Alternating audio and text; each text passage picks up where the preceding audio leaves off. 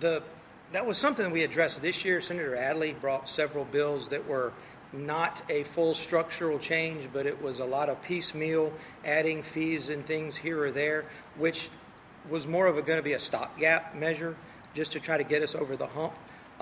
I think the only way to structurally change it is to do something I think most of the gubernatorial candidates are talking about doing, is having a constitutional amendment or a special session to restructure the way the Constitution is set up, because so much of the funding we have is dedicated to specific purposes that not enough of it is, our hands are tied to too much of an extent.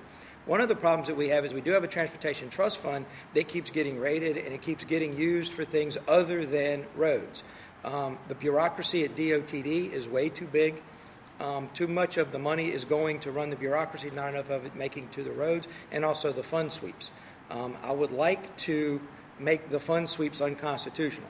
If you read the Constitution, I think they already are, but we've had a governor who didn't read it that way.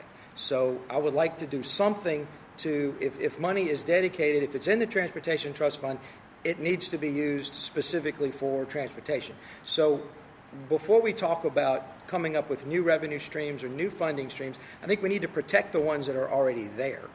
Then we can move forward. And Senator Adley he kind of did the shotgun approach. There was a lot of specific, and there was it was a $10 here. I think we doubled the charge for the driver's license fee and things along that line, and it was a little bit of funding here or there, which was, I think, under the circumstances, the best we could do at the time, without undoing some of the structural changes and some of the things with the state's budget. I think there's not a whole lot that we can do. From a funding from this point, just simply because when you're looking at $1 billion deficit every year, our hands are simply tied. But if we can undedicate a lot of those constitutional dedications and the statutory dedications, then our hands will be free to direct more funding towards roads. I think the number you gave was $14 billion.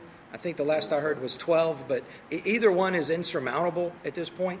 And it's something that has to be addressed. It's an absolute issue. I get, I don't like the idea of roads getting better as soon as you cross the state line. I have too many of my friends that I grew up with who now live in Dallas who come back and make comments about it. It's something that from an infrastructure standpoint for the state we need to address. It's just when we're trying to attract businesses and show them you need to come locate your business here, when the roads look bad, it's embarrassing.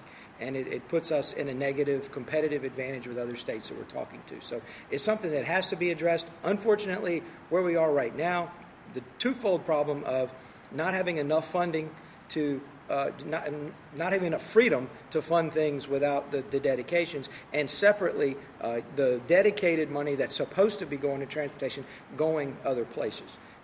So again, I would start with more protections for the Transportation Trust Fund and more protections to make sure that money actually goes to roads. Then we can look at the undedicating and look at future funding sources.